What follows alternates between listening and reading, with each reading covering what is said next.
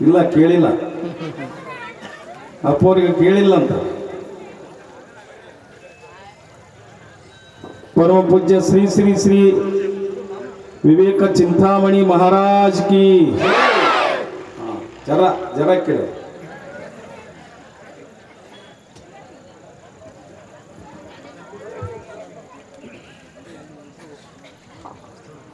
ಕೋಣಸಿರಿಸಿಗೆ ಸುಕ್ಷೇತ್ರದಲ್ಲಿ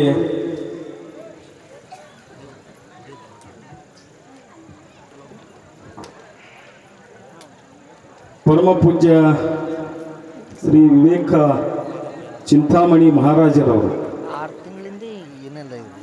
ಕಳೆದ 6 ತಿಂಗಳ ಇಲ್ಲಿಗೆ ಬಹುಶಃ 8 ದಿನ ಆಗಿರ್ಬೋದು ಉಪವಾಸ ಹಾಗೂ ಮೌನ ಅನುಷ್ಠಾನ ಕಾರ್ಯಕ್ರಮ.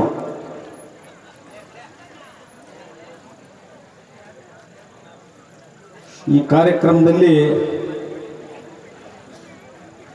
ಕೊನೆ ದಿನ ಕಾಶಿ ಜಗದ್ಗುರು ಬರ್ತಾ ಇದ್ದಾರೆ. ಅವತ್ತಿನ ದಿನ ಅವರ ಅಡ್ಡಪಲ್ಲಕ್ಕಿ ಉತ್ಸವ ಮತ್ತು ಅನೇಕ ಧಾರ್ಮಿಕ ಕಾರ್ಯಕ್ರಮಗಳು ಜರುಗ್ತಾ ಇವೆ. ಅದರ ಪೂರ್ವದಲ್ಲಿ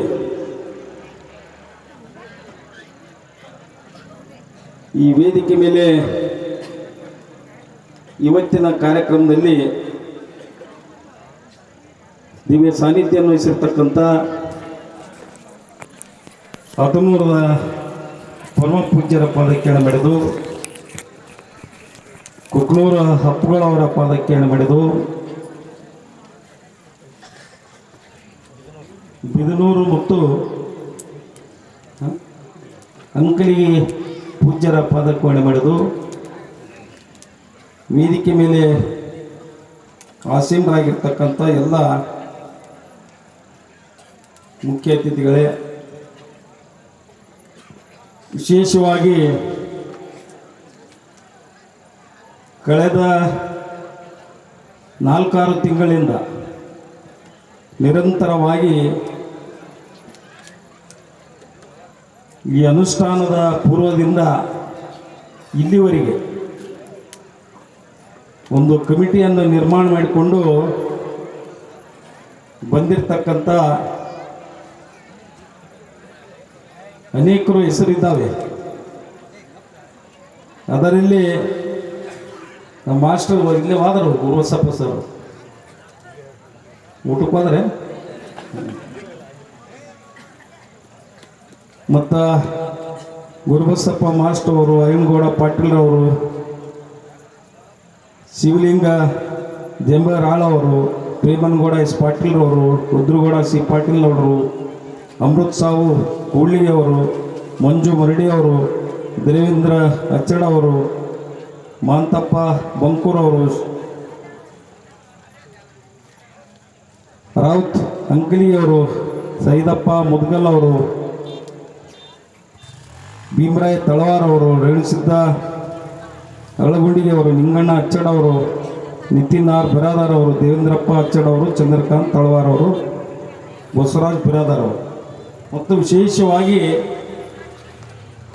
ನಮ್ಮ ಭಗವಂತರಾಯ ಕೋಣಸಿರಿಸಿ ನಮಗೆ ಈ ಕಾರ್ಯಕ್ರಮದ ಪೂರ್ವದಲ್ಲಿ ಮತ್ತು ಪರಮ ಪೂಜ್ಯರು ಅನುಷ್ಠಾನದ ಪೂರ್ವದಲ್ಲಿ ಅಪ್ಪವರು ನನ್ನ ಮನೆಗೆ ಕರ್ಕೊಂಡ್ಬಂದಿದ್ದೆ. ಈ ರೀತಿ ಯಡ್ರಾಮಿ ಕೋಣಸಿರಿಸಿಯಲ್ಲಿ ಒಂದು 3 ಎಕರೆ ಜಾಗದಲ್ಲಿ ಭಾಳ ಸುಂದರವಾಗಿರ್ತಕ್ಕಂಥ ಒಂದು ಏನಂತೀರಿ ಇದು ಗುಂಪ ಮತ್ತು ಇಲ್ಲಿ ಮೂಲಭೂತ ಸೌಕರ್ಯಗಳು ಮಾಡಿದ್ದೀವಿ. ಪರಮ ಪೂಜ್ಯರು ಚಿಂತಾಮಣಿ ಮಹಾರಾಜರು 6 ತಿಂಗಳ ಅನುಷ್ಠಾನ ಮಾಡಬೇಕಂತ ನಿಶ್ಚಿತ ಆಗಿದೆ. ತಾವು ಪರಮ ಪೂಜ್ಯರ ಆಶೀರ್ವಾದ ತೆಗೆದುಕೊಳ್ಬೇಕು ಅಂತೇಳಿ ನಮ್ಮ ಭಗವಂತರಾಯ ಭಾಳ ಆತ್ಮೀಯದಿಂದ ಪ್ರೀತಿಯಿಂದ ಪರಮ ಪೂಜ್ಯರನ್ನು ನನ್ನ ಮನೆಗೆ ಕರ್ಕೊಂಬಂದು ಅವತ್ತಿನ ದಿನವೇ ನನಗೆ ಆಶೀರ್ವಾದ ಮಾಡಿದ್ದು ಪರಮ ಪೂಜ್ಯ.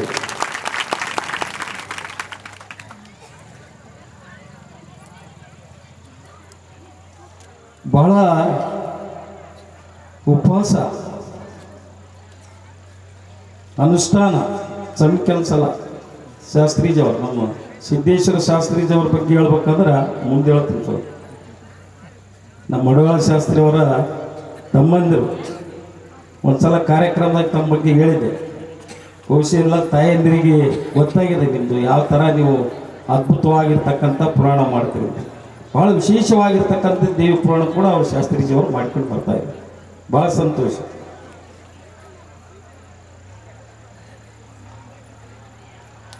ಈ ಕಾರ್ಯಕ್ರಮ ಬಹಳ ಅದ್ಭುತವಾಗಿ ನಡೀತಾ ಇದೆ. ವಿಶೇಷವಾಗಿ ಒಂದು 2-3 ಸಾವಿರ ಜನ ಪ್ರತಿದಿನ ಈ ಕಾರ್ಯಕ್ರಮದಲ್ಲಿ ಭಾಗವಹಿಸ್ತಾರೆ. ಅದು ಹೆಚ್ಚಿನ ಸಂಖ್ಯೆಯಲ್ಲಿ ಒಂದು 2,000ಕ್ಕಿಂತ ಹೆಚ್ಚಿನ ಸಂಖ್ಯೆಯಲ್ಲಿ ನಾವೆಲ್ಲ ತಾಯಂದಿರಿದ್ದೀರಿ. ಪುರಾಣಿಕರೇ ನಮಗೆ ಭಾಳ ಖುಷಿ ಅನ್ನಿಸ್ತಾ ಇದೆ. ತಾವು ದೇವಿ ಪುರಾಣ ಹೇಳ್ತಾ ಇದ್ದೀರಿ. ದೇವಿ ರೂಪದಲ್ಲಿ ನಮ್ಮೆಲ್ಲ ಮಹಿಳೆಯರ ಸಂಖ್ಯೆ ಹೆಚ್ಚಿಗೆ ಕಾಣ್ತಾ ಇದ್ವಿ. ದೇವಿ ರೂಪದಲ್ಲಿ ಸಾಕ್ಷಾತ್ ನೀವೇನು ದೇವಿ ನೋಡಿರೇ? ನಾನಂತರ ನೋಡಿಲ್ಲ. ನಾವು ನೋಡ್ತಾ ಇರೋದು ಇವ್ರ ರೂಪದಲ್ಲಿ ದೇವಿ ನೋಡ್ತಾ ಇದ್ದೀವಿ. ಹೌದೈತ್ರೆ? ಪುರಾಣಿಕರು ದೇವಿಯ ಅನೇಕ ಕಥೆಗಳು, ದೃಷ್ಟಾಂತಗಳು,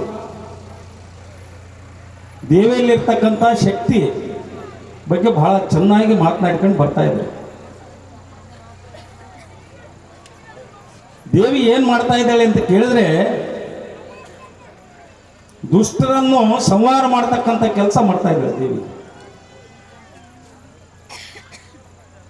ಅಂದರೆ ದುಷ್ಟರನ್ನು ಸಂಹಾರ ಮಾಡ್ತಕ್ಕಂಥ ಕೆಲಸ ದೇವಿ ಮಾಡಿದರೆ ಎಂಥವ್ರನ್ನು ರಕ್ಷಣೆ ಮಾಡ್ತಾ ಇದ್ದಾರೆ ಅಂತ ಕೇಳಿದರೆ, ಗುಣವಂತರನ್ನು, ಧರ್ಮವಂತರನ್ನು ರಕ್ಷಣೆ ಮಾಡ್ತಕ್ಕಂಥ ಕೆಲಸ ದೇವಿ ಮಾಡ್ತಾರೆ.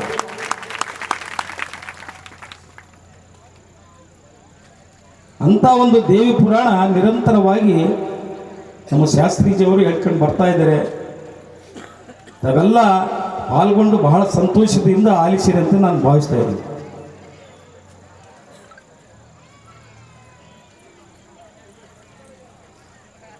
ಇನ್ನು ನಮ್ಮ ಶಕ್ತಿ ಹೆಂಗಿರ್ತದ ತಾಯಿಂದರ ಅಂತ ಕೇಳಿದರೆ ಒಂದು ಕಥೆಯಲ್ಲಿ ಹೇಳ್ತೀನಿ. ಸಮಯ ಆದ್ರೆ ಪುರಾಣ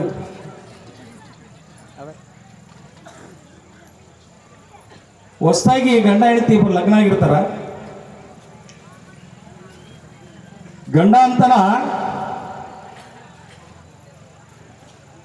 ನನಗೆ ಭಾಳ ಧೈರ್ಯ ಆಗುತ್ತೆ.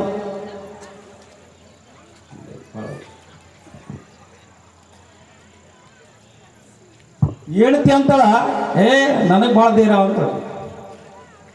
ಚಲೋ ಆಯ್ತಪ್ಪ, ಇಬ್ಬರು ಜಗಳ. ಧೈರ್ಯ ನಂದು ಹೆಚ್ಚಿಗೆ ಅದ, ನಿಂದು ಹೆಚ್ಚಿಗೆ ಅದ. ಮಂದಿ ಕರಿಸ್ಬಿಡು ಒಂದ್ಸಲ ನೋಡೇಬಿಡ, ನಮ್ಮ ಧೈರ್ಯ ಹೆಚ್ಚಿಗೆ ಅದ, ನಿಂದಿದೆ. ಶಾಸ್ತ್ರಿಗೆ ಹೇಳಿಬಿಡ್ತಾರ. ಶಾಸ್ತ್ರಿ ಇದ್ರೆ ಕರಿಸ್ಬಿಡ್ತಾರಲ್ಲ, ನೋಡಮ್ರಿ ಗಂಡ ಹೆಂಡತಿದಾಗ ಇಬ್ಬರು ಧೈರ್ಯ ಯಾರು ಹೆಚ್ಚಿಗೆ ಅವ.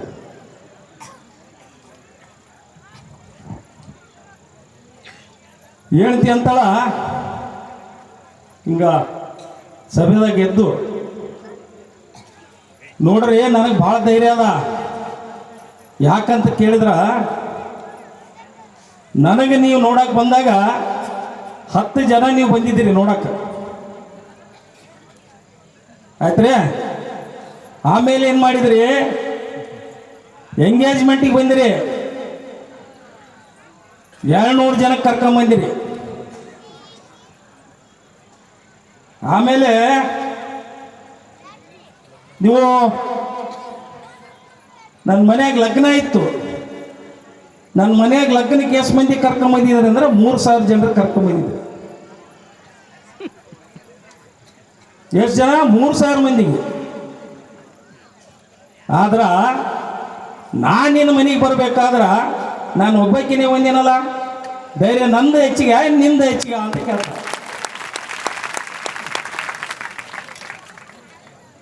ಅಂದ್ರೆ ತಾಯಂದಿರ ಧೈರ್ಯ ಅಷ್ಟು ದೃಢವಾಗಿರ್ತದೆ, ಅವ್ರ ಸಂಕಲ್ಪ ಕೂಡ ಅಷ್ಟೇ ದೃಢ ಇರ್ತದೆ.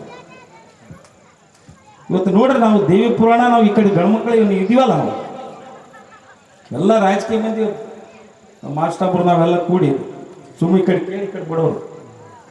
ನಿಜವಾಗಲೂ ದೇವಿ ಬಗ್ಗೆ ಚಾಚು ತಪ್ಪದೆ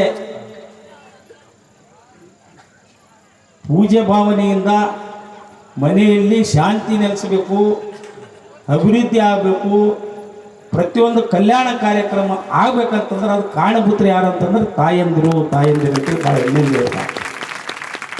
ಅವ್ರಲಿಂದೇ ನಾವೆಲ್ಲ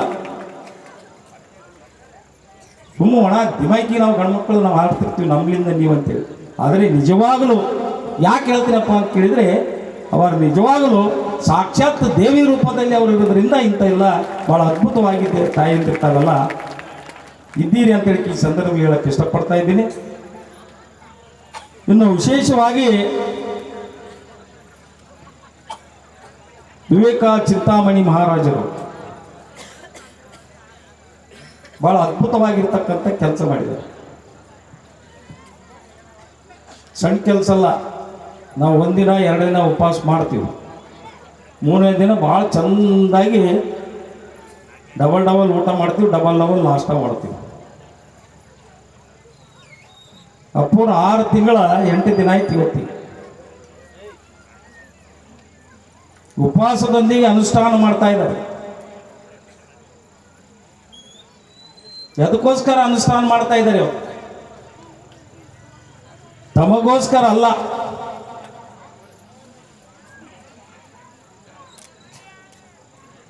ಅವರು ಸನ್ಯಾಸಿ ಜೀವನ. ನಮ್ಮ ತಿಂತಿಣಿ ಅಪ್ಪೋರಿಗೆ ಕೇಳಿದೆ ನಾನು,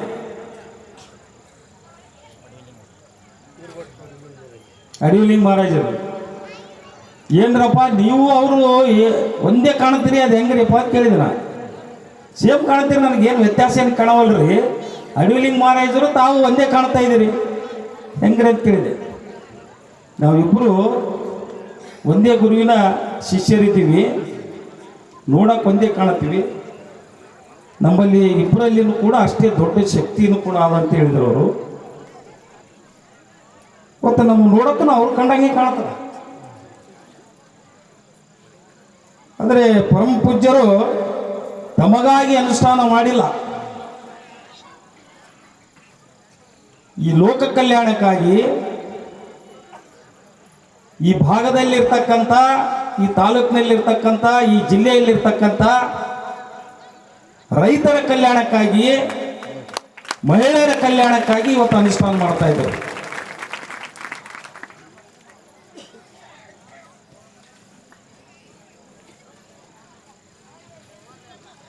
ಇವತ್ತು ನಾವು 30ನೇ ತಾರೀಕಿಗೆ ಅವ್ರ ಬಳಿ ಏನು ಶಕ್ತಿ ಅನ್ನೋದು ನಾವೆಲ್ಲ ಈಗಾಗಲೇ ಅವರು ಪಡೆದಿದ್ದಾರೆ. 6 ತಿಂಗಳ 8 ದಿನ ಮಾಡ್ಯಾರ, ಇನ್ನೂ 3 ದಿನ ಮಾಡಿ ಆ ಶಿವನಲ್ಲಿರ್ತಕ್ಕಂಥ ಶಕ್ತಿ ಪ್ರಾಪ್ತ ಮಾಡ್ಕೊಂಡಿದ್ದಾರೆ. ಈಗೇನು ಎರಡು ಮಾತೇ ಇಲ್ಲ, ಅವ್ರ ಬಳಿ ಆ ಶಕ್ತಿ ಬಂದದ. ಆ ಶಕ್ತಿಯ ಆಶೀರ್ವಾದ ನಮಗಾಗಬೇಕಂತಂದ್ರೆ ನಾವು ಭಕ್ತಿಯಿಂದ ಅವ್ರ ಪಾದ ಸ್ಪರ್ಶ ಮಾಡಬೇಕು. ಹಿಂಗೆ ಬಂದಿರಿ ಹೋಗಿರಿ ಅಂದ್ರೆ ಇಲ್ಲ, ಅವತ್ತೆಷ್ಟೇ ಕಷ್ಟ ಆದ್ರೂ ಕೂಡ ಅವ್ರ ಪಾದಕ್ಕೆ ಬಿದ್ದು, ನಾವು ಏನೋ ಸಣ್ಣ ಪುಟ್ಟ ಸಂಸಾರದಲ್ಲಿ ತಪ್ಪು ಎಡವು ಮಾಡಿರ್ತೀವಿ, ನಾವು ಎಡವಿರ್ತೀವಿ, ತಪ್ಪುಗಳು ಮಾಡಿರ್ತೀವಿ, ಸುಳ್ಳು ಹೇಳಿರ್ತೀವಿ, ಕೊಳು ಮಾಡಿರ್ತೀವಿ, ಇಲ್ಲ ಒಂದು ತಪ್ಪು ಮಾಡಿರ್ತೀವಿ. ಅವೆಲ್ಲವನ್ನು ಕೂಡ ಅವರ ಪಾದಕ್ಕಾಗಿ, ಅವರ ಪಾದಕ್ಕೆ ಹಾಕಿ ಮುಂದಿನ ದಿನಮಾನಗಳಲ್ಲಿ ನಿಮ್ಮ ಮಾರ್ಗದರ್ಶನದಲ್ಲಿ ನಾವು ನಡಿತೀವಿ ಅಂತ ಸಂಕಲ್ಪ ಮಾಡಿದ್ರೆ ಮಾತ್ರ ನಮ್ಮ ಪುಣ್ಯ ಸಿಗ್ತದೆ.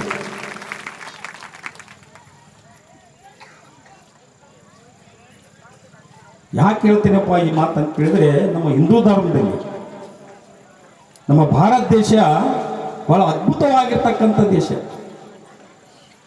ನಮ್ಮ ಸಂಸ್ಕೃತಿ ಬಹಳ ಅದ್ಭುತವಾಗಿರ್ತಕ್ಕಂಥ ಸಂಸ್ಕೃತಿ, ನಮ್ಮ ಸಂಸ್ಕಾರ ಬಹಳ ಅದ್ಭುತವಾಗಿರ್ತಕ್ಕಂಥ ಸಂಸ್ಕಾರ. ನಿಮಗೆ ಗೊತ್ತಿರಲಿ, ನಮ್ಮ ದೇಶದಲ್ಲಿರ್ತಕ್ಕಂಥ ಶರಣರು ಮತ್ತು ಅನೇಕ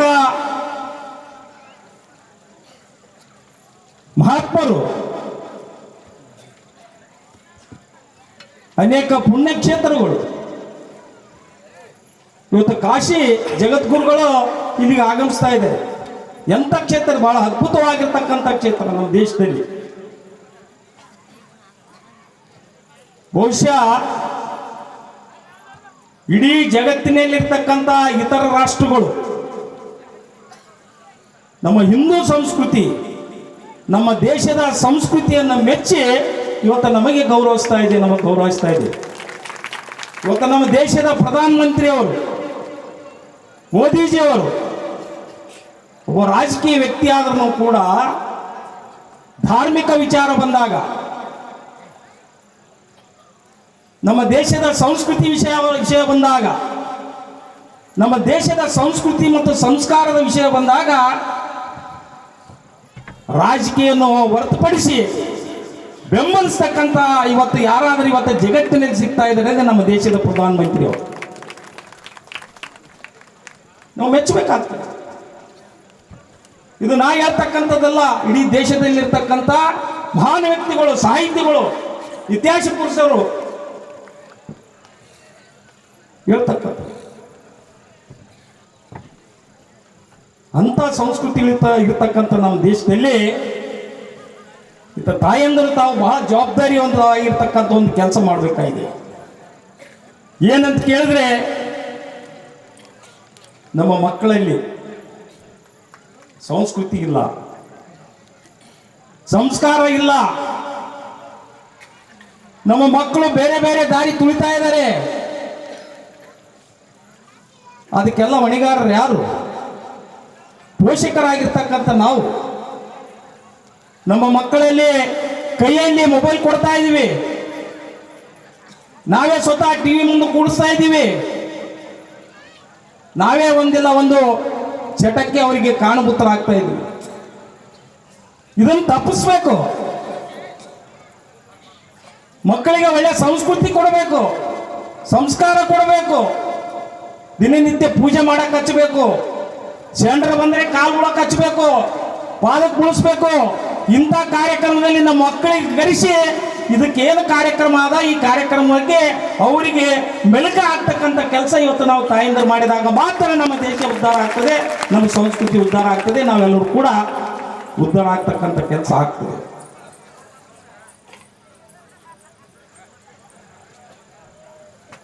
ಬಹುಶಃ ಎಲ್ಲೋ ನಮ್ಮ ಹಿರಿಯರ ಅಣ್ಣತಮ್ಮರು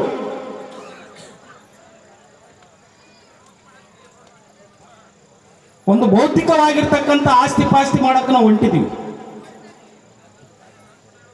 ಆಸ್ತಿ ಅಂದರೆ ಹೊಲ ತಗೊಂತೀವಿ ನಾವು, ಆದಾಯದಲ್ಲಿ ಬಂಗಾರ ಖರೀದಿ ಮಾಡ್ತೀವಿ, ಬೆಳ್ಳಿ ಖರೀದಿ ಮಾಡ್ತೀವಿ, ಮನಿ ಕಟ್ತೀವಿ. ಇವೆಲ್ಲ ಭೌತಿಕವಾಗಿರ್ತಕ್ಕಂಥ ಆಸ್ತಿಗಳು, ಇವ್ಯಾವ ನಮ್ಮ ಜೊತೆ ಬರಲ್ಲ.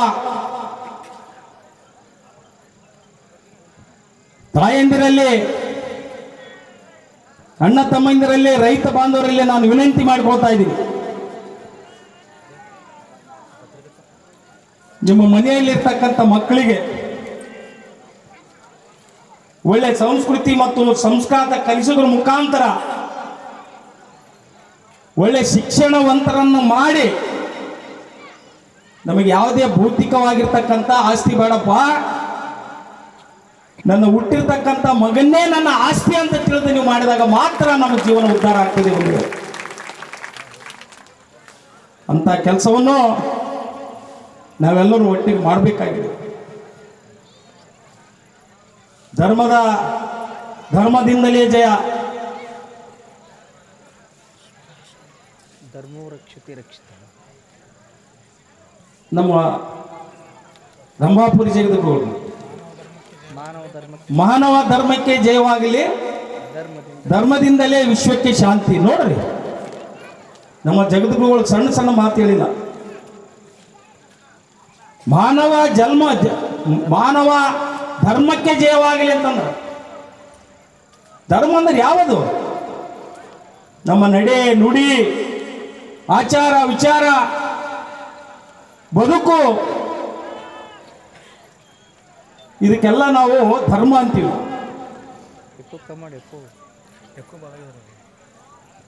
ನಾವು ಎಲ್ಲಿಯಾದರೂ ನಮ್ಮ ಆಚಾರ ವಿಚಾರ ಧರ್ಮವನ್ನು ಬಿಟ್ಟು ಅಧರ್ಮದ ದಾರಿ ಹಿಡಿದಾಗ ನಾವು ಇಷ್ಟೆಲ್ಲ ದೊಡ್ಡ ಕಾರ್ಯಕ್ರಮ ಮಾಡಿಯೂ ಕೂಡ ಸಾರ್ಥಕತೆ ಆಗಲ್ಲ. ಯಾವಾಗ ಸಾರ್ಥಕತೆ ಆಗ್ತದಪ್ಪ ಅಂತ ಕೇಳಿದ್ರೆ ನಾವು ಧರ್ಮದಿಂದ ನಡೆದಾಗ,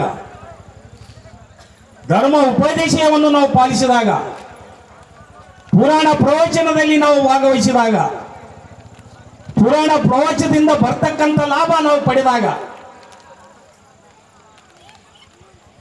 ಅಂದಾಗ ಮಾತ್ರ ನಾವು ಜೀವನದಲ್ಲಿ ಯಶಸ್ವಿ ಕಾಣಕ್ಕೆ ಸಾಧ್ಯತೆ. ಅಂತ ಕೆಲಸವನ್ನು ಇವತ್ತು ನಾವು ಕೋಲ್ಸಿರ್ಸಿಗೆಯ ಅನೇಕ ಇಲ್ಲಿರ್ತಕ್ಕಂಥ ಕಮಿಟಿ ಸದಸ್ಯರು, ಯುವಕರು, ಹಿರಿಯರು ಬಹಳ ಒಗ್ಗಟ್ಟಿನಿಂದ ಬಹಳ ಶಿಸ್ತುಬದ್ಧವಾಗಿ ಮಾಡ್ಕೊಂಡು ಬರ್ತಾ ಇದೆ. ಇದು ಬರೀ ಕೋಲ್ಸಿರ್ಸಿಗೆ ಗ್ರಾಮದವರಲ್ಲ, ತೆಲಗಬಾಳದವರು, ಜಂಬರಾಳದವರು, ಅರಳುಗುಂಡಿಗಿ, ಯಡ್ರಾಮಿ, ಕುಕನೂರು, ಅನೇಕ ಗ್ರಾಮಸ್ಥರು ತಾವೆಲ್ಲ ಬಹಳ ಗಟ್ಟಿತನದಿಂದ ನಿಂತು ಕೇಸಿ ಇವತ್ತು ಬಹಳ ಯಶಸ್ವಿ ಪೂರ್ವಕವಾಗಿ ಈ ಕಾರ್ಯಕ್ರಮ ಮಾಡ್ಕೊಂಡು ಬರ್ತಾ ಇದ್ದಾರೆ. ನನಗಂತೂ ಬಹಳ ಸಂತೋಷ ಆಗಿದೆ. ನಾನು ಈ ಕಮಿಟಿಯ ಸದಸ್ಯರಿಗೆ ತಾಯಂದರ ಪರವಾಗಿ, ನನ್ನ ವೈಯಕ್ತಿಕ ನನ್ನ ಪರವಾಗಿ ಅಭಿನಂದನೆ ಸಲ್ಲಿಸ್ತಾ ಇದ್ದೀನಿ. ಬಂಧುಗಳು, ಆಗಬೇಕು.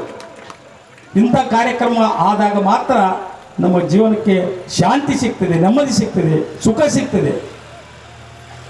ಗೌಡ್ರೆ, ನಿಮ್ಮಂಥ ಗೌಡ್ರೊಬ್ರು ಹೊಂಟಿದ್ರು, ದುಡ್ಡು ಗಳಿಸಿನಿ ಸಾಕಷ್ಟು, ಸುಖ ಇಲ್ಲ, ನೆಮ್ಮದಿ ಇಲ್ಲ, ಸಂತೋಷ ಇಲ್ಲ, ಹೋಗ್ತಾರ, ಎಡ್ರಾಮಿಗೆ ಹೋಗ್ತಾರ, ಗುಲ್ಬರ್ಗ ಹೋಗ್ತಾರ, ಅಲ್ಲಿಗೆ ಹೋಗ್ತಾರ, ಇಲ್ಲಿಗೆ ಹೋಗ್ತಾರ, ಗೌಡ್ರ ಮನೆಗೆ ಹೋಗ್ತಾರ, ಕುಲಕರ್ಣಿ ಮನೆಗೆ ಹೋಗ್ತಾರ. ಏನಪ್ಪ, ನಾನು ಸಾಕಷ್ಟು ಗೌಡ ಆಗಿನಿ, ಸಾಕಷ್ಟು ಆಸ್ತಿ ಗಳಿಸಿನಿ, ನನಗೆ ಸಂತೋಷ ಇಲ್ಲ, ಸುಖ ಇಲ್ಲ, ನೆಮ್ಮದಿ ಇಲ್ಲ, ಏನು ಮಾಡಲಿ ಅಂತ ಕೇಳಿದ್ರು. ಏನು ಮಾಡಲಿ ಅಂತ ಅವ್ರಿಗೆ ಕೇಳಿದಾಗ ಅಲ್ಲಿರ್ತಕ್ಕಂಥ ಕುಲಕರ್ಣಿ ಸಾಹುಕಾರ ಹೇಳ್ತಾನ, ನೀ ಕೋಣಸಿರ್ಸಿಗೆ ಗ್ರಾಮದಲ್ಲಿ ಚಿಂತಾಮಣಿ ಮಹಾರಾಜರದು ಅನುಷ್ಠಾನ ಕುಂತಾರಲ್ಲ, ಅಲ್ಲಿ ಪುರಾಣ ನಡೆದದ, ಅಲ್ಲಿ ಹೋಗು, ನಿನಗೆ ಸುಖ ಸಿಗ್ತದ, ಶಾಂತಿ ಸಿಗ್ತದ, ಇಲ್ಲ ನೀನು ಬದುಕಕ್ಕಾಗಲ್ಲ ಅಂತ ಅದ್ಭುತವಾಗಿರ್ತಕ್ಕಂಥ ಕಾರ್ಯಕ್ರಮ ತಾವೆಲ್ಲ ಮಾಡ್ತಾ ಇದ್ದೀವಿ. ಖುಷಿ ಅನಿಸ್ತಾ ಇದೆ. ಆಗಲೇ ಶಾಸ್ತ್ರೀಜಿಯವರು ಹೇಳಿದರು, ಕೊನೆಯ ದಿನ ಕಾರ್ಯಕ್ರಮದ ಪ್ರಸಾದ ವ್ಯವಸ್ಥೆ ಸುರೇಶ್ ಸಜ್ಜನ್ ಅವರು ಮಾಡ್ತಾ ಇದ್ದಾರೆ. ನಾನು ಬಹಳ ಅಭಿಮಾನ, ಕೋಣಸಿರಿಸಿಯವರ ಮೇಲೆ ನಾನು ಬಹಳಷ್ಟು ಅಭಿಮಾನ, ಮೊದಲಿನಿಂದನೂ ಕೂಡ ಬಹಳಷ್ಟು ಅಭಿಮಾನ.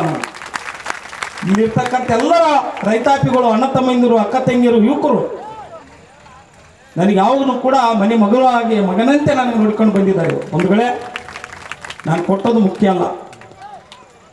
ಸರ್ವಜ್ಞ ಒಂದು ಕಡೆಗೆ ಹೇಳ್ತಾನ, ಕೊಟ್ಟದ್ದು ತನಗೆ ಬಚ್ಚಿಟ್ಟದ್ದು ಪರರಿಗೆ, ಕೊಟ್ಟು ನಾ ಕೆಟ್ಟೇನಬೇಡ, ಕಡಿಗೊಮ್ಮೆ ಕಟ್ಟಿಟ್ಟ ಬುತ್ತಿ ಸರ್ವಜ್ಞ ಅಂತ. ಏನಿದ್ರ ಅರ್ಥ? ಕೊಟ್ಟದ್ದು ತನಗೆ, ನೀವು ತಾಯಿಯಂದಿರು, ನೀವು ಬಂದಿರಲ್ಲ, ಇಲ್ಲಿ ಏನು ಅರ್ಪಣೆ ಮಾಡ್ತೀರಿ, ಈಗ ನೀವೇನು ಬರೆಸ್ತೀರಿ, ಅದೆಲ್ಲ ವಾಪಸ್ಸು ಚಿಂತಾಮಣಿಯವರು ನಿಮಗೆ ಕೊಡ್ತಕ್ಕಂಥ ವ್ಯವಸ್ಥೆ ಮಾಡ್ತಾರೆ ಮುಂದಿನ ದಿನಗಳಾಗ. ಆ ಶಕ್ತಿ ಅವ್ರ ಬಳಿ ಆದ. ಮಹಾರಾಜರು ನೀವೇನೇನು ದುಡ್ಕೊಂಡ್ರಿ, ನೀವೇನೇನು ಕೊಟ್ಟಿರಿ, ಅದಕ್ಕೆ 10 ಪಟ್ಟು ನಿಮಗೆ ವಾಪಸ್ ಕೊಡ್ತಕ್ಕಂಥ ಶಕ್ತಿ ಮಹಾರಾಜರ ಬಳಿ ಆದ. ನೀವು ಚಿಂತೆ ಮಾಡಬೇಡ್ರಿ. ಕೊಟ್ಟದ್ದು ತನಗೆ, ಬಚ್ಚಿಟ್ಟದ್ದು ಪರರಿಗೆ. ನೀವು ಮನೆಯಾಗ ಗಂಟು ಹೊಡೆದ ಕೇಶ ಹಂಗ ಹಿಂಗ ಅಂತೇಳಿ ಕೇಶ ಬಚ್ಚಿಟ್ಟಿದ್ರಿ, ಯಾರಿಗೆ ಹೇಳಾರ್ದಂಗ, ಧರ್ಮದ ಕೆಲಸಕ್ಕೆ ಉಪಯೋಗ ಮಾಡ್ಲಾರ್ದಂಗ ಅಂತಂದ್ರೆ ಅದು ಪರರ ಪಾಲಿಗ. ಅದಕ್ಕೆ ಕೊಟ್ಟು ನಾ ಕೆಟ್ಟೆ ನಾನು ಬೇಡ.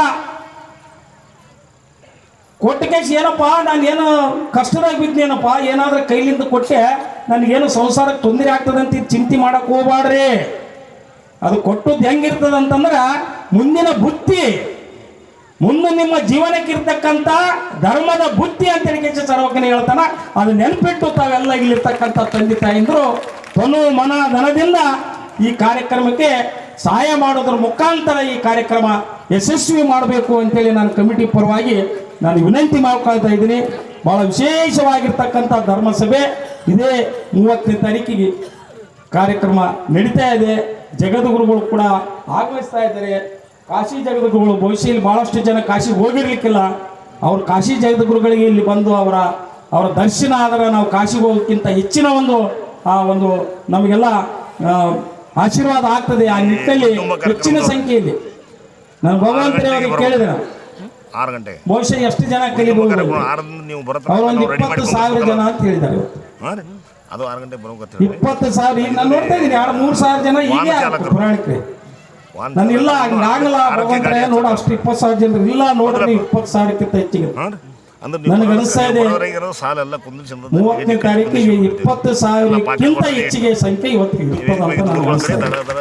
ನನಗೆ ಭಾಳ ಸಂತೋಷ ಆಗಿದೆ. ಬಹುಶಃ ಅದು ನಮ್ಗೆ ಜವಾಬ್ದಾರಿ ಇದೆ. ಬಂದಿರ್ತವ್ರಿಗೆ ಎಲ್ಲರಿಗೂ ನಾವು ಸ್ವಾಗತ ಮಾಡಿಕೊಳ್ಬೇಕು, ಅವ್ರಿಗೆ ಗೌರವಿಸಬೇಕು. ಅಭಿಮಾನದಿಂದ ಬಂದಿರತಕ್ಕಂಥ ಬೇರೆ ಪರಗ್ರಾಮದಿಂದ ಬಂದಿರತಕ್ಕಂಥವ್ರಿಗೆ ನಾವೆಲ್ಲ ಸಹಕಾರ ಮಾಡಬೇಕು. ಪರಮ ಪೂಜ್ಯರ ಆಶೀರ್ವಾದ ಅವ್ರಿಗೆ ಸಿಗೋದಿಲ್ಲ, ಅವ್ರಿಗೆ ಮೊದಲು ಸಿಗಲಿ, ಆಮೇಲೆ ನಮ್ಮ ಪರಮ ಪೂಜ್ಯರು ನಮ್ಮ ಜೊತೆಗಿರ್ತಾರೆ. ಯಾವಾಗಲೂ ಕೂಡ ಅವ್ರ ಆಶೀರ್ವಾದ ನಾವು ಪಡೆಯೋಣ. ಅವ್ರು ಭಾಳ ದಿವ್ಯವಾಗಿರ್ತಕ್ಕಂಥ ಅವ್ರ ಶಕ್ತಿ ಪ್ರಾಪ್ತ ಆಗಿದೆ ಅಲ್ರಿ ಪುರಾಣಿಕರೇ? ಇದು ಅವಕಾಶ ಸಿಗಲ್ಲ. ಇಂಥ ದೊಡ್ಡ ಒಂದು ಅವಕಾಶನ ಯಾರು ಕಳ್ಕೋಬಾರ್ದು. ತಾಯಂದ್ರು ವಿಶೇಷವಾಗಿ ತಾಯಂದ್ರು ತಾವ್ಯಾರು ಕಳ್ಕೊಬಾಡ್ರಿ. ನಿಮ್ಮ ಮಕ್ಕಳು ಯಾರೇ ಇರಲಿ ಅವ್ರನ್ನೆಲ್ಲ ಕರ್ಕೊಂಬರ್ರಿ. ಮಕ್ಕಳಿಗೆ ಮಾತ್ರ ಒಳ್ಳೆಯ ಬೆಳೆಸ್ರಿ. ನೀವು ನಿಮ್ಮ ಕೈ ಮುಗಿದು ಕೇಳ್ತೀನಿ, ಒಂದು ಒಪ್ಪತ್ತು ನಾವು ಉಪವಾಸ ಇದ್ರೆ ಚಿಂತಿಲ್ಲ. ನಮ್ಮ ಮಕ್ಕಳೇ ದೇವರಂತೇಳಿ ನೀವು ಬೆಳೆಸ್ತಕ್ಕಂಥ ಕೆಲಸ ನೀವು ತಾಯಿಯಿಂದ ನೀವು ಮಾಡಬೇಕು ಅಂತೇಳಿ ನಿಮ್ಮೆಲ್ಲರಲ್ಲಿ ಕೈ ಮುಗಿದು ಕೇಳ್ಕೊಂಡು ಭಾಳ ಅದ್ಭುತವಾಗಿರ್ತಕ್ಕಂಥ ಕಾರ್ಯಕ್ರಮದಲ್ಲಿ ನಾನು ಬಹುಶಃ ಹೆಚ್ಚಿನ ಸಮಯ ತೊಗೊಂಡಿರ್ಬೋದು. ನಮ್ಮ ಹತ್ನೂರು ಅಪ್ಪಾಜಿ ಅವರು ಮತ್ತು ಬೇರೆ ನಮ್ಮ ಕುಕ್ನೂರು ಅಪ್ಪಾಜಿ ಅವರು ಮಾತನಾಡ್ತಾ ಇದ್ದಾರೆ. ನಾನು 30ನೇ ತಾರೀಕಿಗೆ ತಾವು ಅಪೇಕ್ಷೆ ಪಟ್ಟರೆ ಕೊನೆ ದಿನ ಕೂಡ ಕಾಶಿ ಜಗದ್ಗುರು ಎದುರೇ ಮಾತನಾಡ್ತಕ್ಕಂಥವು ಆಗ್ತೀನಿ ಅಂತೇಳಿ ತಮ್ಮೆಲ್ಲರಿಗೂ ವಂದಿಸಿ ನಾನು 2 ಮಾತು ಮುಗಿಸ್ತೀನಿ.